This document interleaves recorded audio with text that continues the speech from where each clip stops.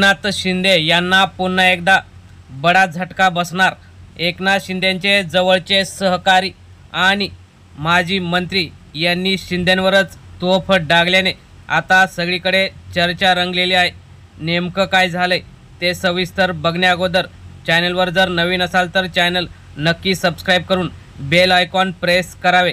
राज्यात महायुतीची सत्ता स्थापन झाली, मंत्रिमंडळ विस्तार सुद्धा झाला, परंतु या मंत्रिमंडळ विस्तारानंतर राष्ट्रवादी असेल किंवा शिंदे गट असेल यामधील अनेक बडे नेते सुद्धा नाराज आहेत। त्यामध्ये अजित पवार हे कालपासून नॉट रिचेबल असतानाच शिंदे यांचे जवळचे माजी मंत्री यांनी सुद्धा शिंदेंवर तोफ डागलेली आहे। त्यामुळे आता सगळंच काही अलबेलन दिसत नाही असं दिसतं। छगन भुजबळ यांनी अजित पवार यांच्यावर टीका केल्यानंतर आता शिंदे सुद्धा त्यातून सुटलेले दिसत नाहीत। शिंदेंवर त्यांचे जवळचे सहकारी माजी मंत्री विजय शिवतारे हे नाराज झालेले आहेत। त्यांना मंत्रिपदाचं नाव हे शेवटच्या क्षणापर्यंत होतं, परंतु शेवटच्या क्षणी माझं नाव का वगळलं असं त्यांनी मीडियासमोर म्हणाले।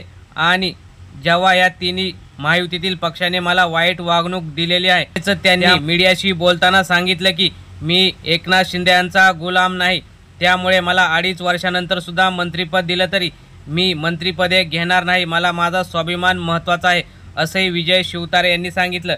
आणि मला जी वागणूक दिली ती माझ्या लक्षात आहे असंही त्यांनी सांगितलं।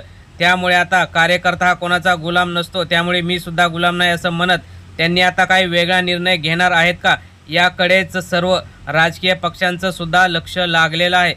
तर मित्रांनो, तुम्हाला काय वाटतं? शिंदेंनी मंत्रिपद दिल्यानंतर तानाजी सावंत असोत किंवा दीपक केसरकर असोत किंवा इतर नरेंद्र बोंडेकर असोत, इतर जे आमदार त्यांचे नाराज झाले आहेत त्यांना नाराजी थोपवण्यात शिंदेंना अपयश आलेलं दिसत आहे का? आणि यापुढे असेच धक्के शिंदेंना भाजपा आणि इतर पक्ष देतील का?